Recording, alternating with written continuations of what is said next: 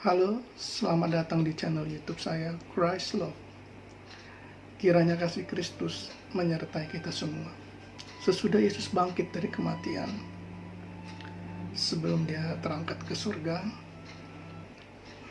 beberapa kali Yesus menampakkan diri kepada murid-muridnya.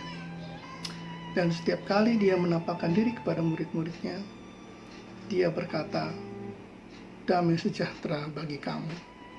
Dan hari ini pun saya ingin menyapa semua Bapak Ibu, rekan-rekan, dan siapa saja yang mau berkunjung ke channel ini dan sudah mampir melihat channel ini. Saya ingin menyapa damai sejahtera bagi kita semua di dalam nama Tuhan Yesus Kristus. Haleluya. Hari ini saya akan membahas mengenai 1 Korintus pasal 15 menjadi ayat andalan sang debaters mengenai Yesus menampakkan diri kepada ke-12 muridnya. Dan yang ke-12 dia mengatakan bahwa itu adalah Yudas Iskariot. Namun hari ini saya ingin menyanggah pandangan sang debaters. Baik, kita baca bahwa ia telah dikuburkan dan bahwa ia telah dibangkitkan pada hari yang ketiga sesuai dengan kitab suci. Bahwa ia telah menampakkan diri kepada Kefas dan kemudian kepada ke-12 muridnya. Sesudah itu ia menampakkan diri kepada lebih dari 500 saudara sekaligus. Kebanyakan dari mereka masih hidup sampai sekarang, tetapi berapa di antaranya telah meninggal. Selanjutnya ia menampakkan diri kepada Yakobus. Kemudian kepada semua rasul, yang paling akhir dari semuanya, ia menampakkan diri juga kepadaku. Sama seperti kepada anak yang lahir sebelum waktunya. Karena aku adalah yang paling hina dari semua rasul, bahkan tidak layak disebut rasul, sebab aku telah menganiaya jemaat Allah. Tetapi karena kasih karunia Allah, aku adalah sebagaimana aku ada sekarang. Dan kasih karunia yang dianugerahkannya kepadaku tidak sia-sia. Sebaliknya, aku telah bekerja lebih keras daripada mereka semua. Tetapi bukannya aku, melainkan kasih karunia Allah yang menyertai aku. Sebab itu baik aku maupun mereka, demikianlah kami mengajar, dan demikianlah kami menjadi percaya. Selanjutnya ia menampakkan diri kepada Yakobus, kemudian kepada semua rasul, dan yang paling akhir dari semuanya ia menampakkan diri juga kepadaku, sama seperti kepada anak yang lahir sebelum waktunya. Rasul Paulus menceritakan bagaimana ia dikukuhkan menjadi rasul lewat cara Yesus menampakkan diri kepadanya.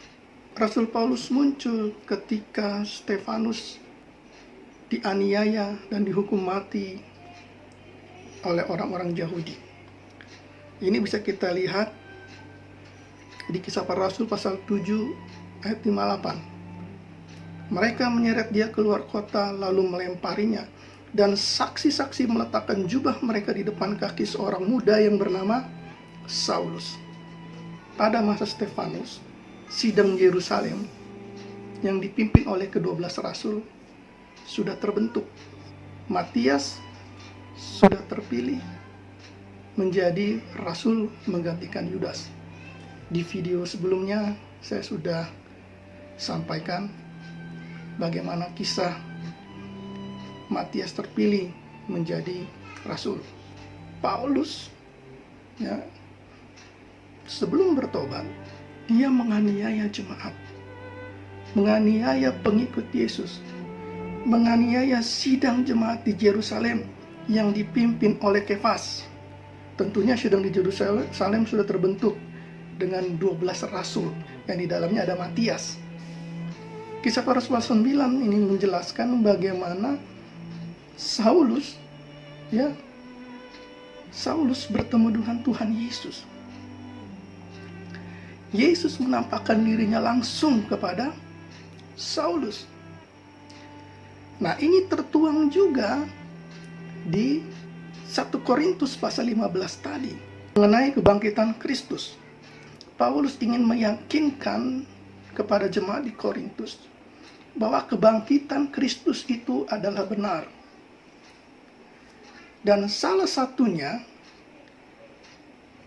bahwa kebangkitan itu benar adalah dengan cara Yesus menampakkan diri. Yesus menampakkan diri kepada murid-muridnya. Kemudian kepada lebih dari 500 saudara sekaligus. Nah, pertanyaannya adalah, tahu tidak arti menampakkan diri? Sang debaters dalam videonya, dia mengatakan Yesus bisa melihat dalam roh. Betul. Bahkan dia juga bisa melihat iblis. Betul. Bukankah waktu itu Yudas sudah mati? Ya, betul mati. Tetapi Yesus bisa melihat roh. Tapi penekanan bahasa menampakkan diri, ini kata kerja ya. Menampakkan diri ini ditujukan kepada siapa? Kepada orang hidup atau kepada orang mati? Coba sang debaters buka dulu kamus bahasa Indonesia ya. Arti menampakkan diri. Menampakkan diri itu berasal dari kata dasar tampak ya, tampak. Artinya membuat menjadi dapat dilihat atau memperlihatkan. Nah, kalau menampakkan diri itu muncul. Nah, tentu kalau muncul itu kepada sesuatu yang bisa dilihat, bukan sesuatu yang tidak dapat bisa dilihat, yang dibilang tadi roh.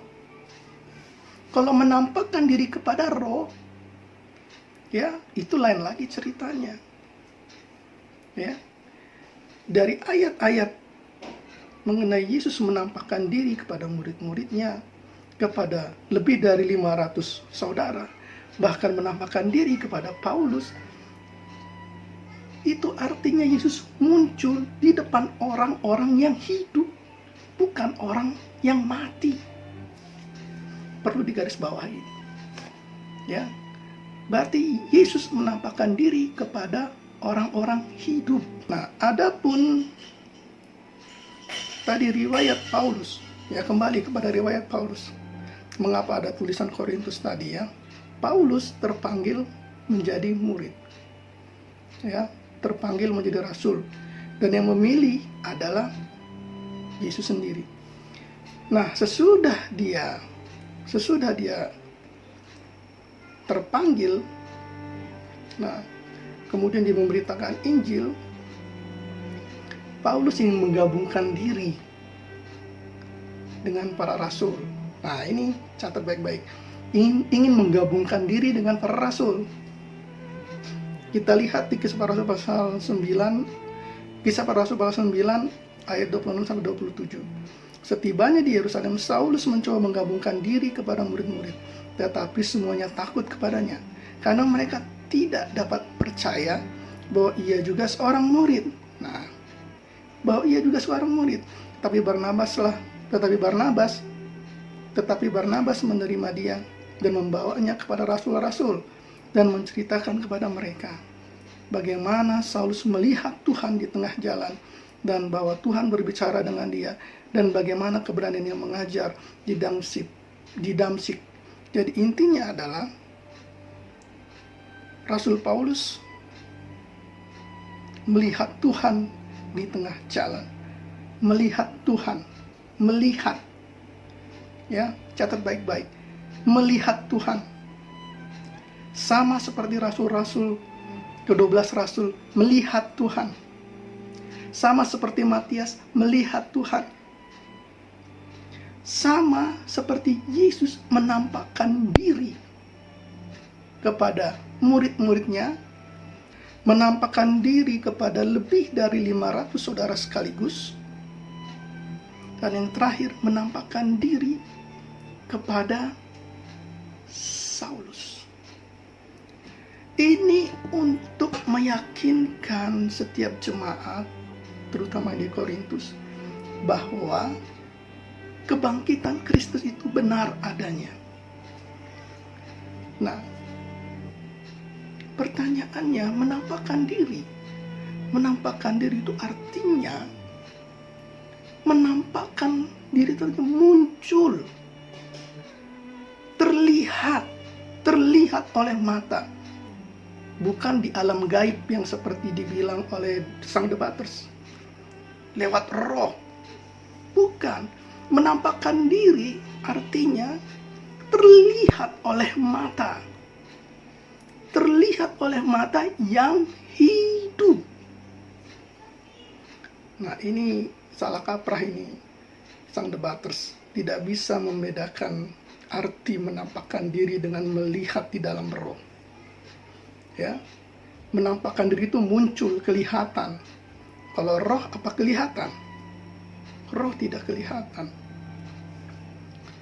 Nah, dari sini harus sang debaters bisa merubah sedikit pola pikirnya, bahwa Rasul Paulus mengatakan ke-12 murid itu artinya rasul yang ada pada saat itu, sidang jemaat di Yerusalem yang ada pada saat itu, yang sudah terbentuk, yang di dalamnya Matias ada sebagai rasul. Ya, kalau ingin melihat kejelasan bagaimana Matias terpanggil, sudah ada di video sebelumnya, silahkan boleh disimak. Jadi artinya kepada sang debaters,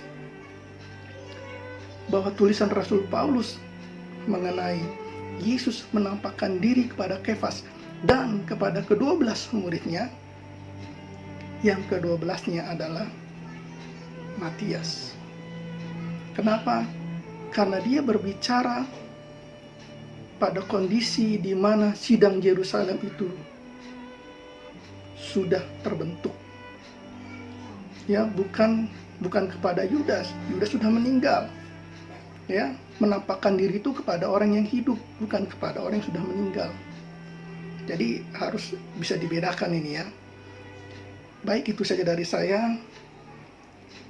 Sekiranya video ini dapat menjawab bahwa kata Rasul Paulus, ya, bukan kata Yesus ya. 1 Korintus pasal 15 itu kata Rasul Paulus, bukan kata Yesus. Ya, ini sang debater salah kaprah. Ya, dia mengatakan Yesus mengatakan, padahal 1 Korintus 15 itu bukan Yesus yang mengatakan, tetapi suratan Paulus. 1 Korintus 15 ayat 5, bahwa ia telah menampakkan diri kepada Kefas. Kefas itu siapa? Simon. Dan kemudian kepada ke-12 muridnya.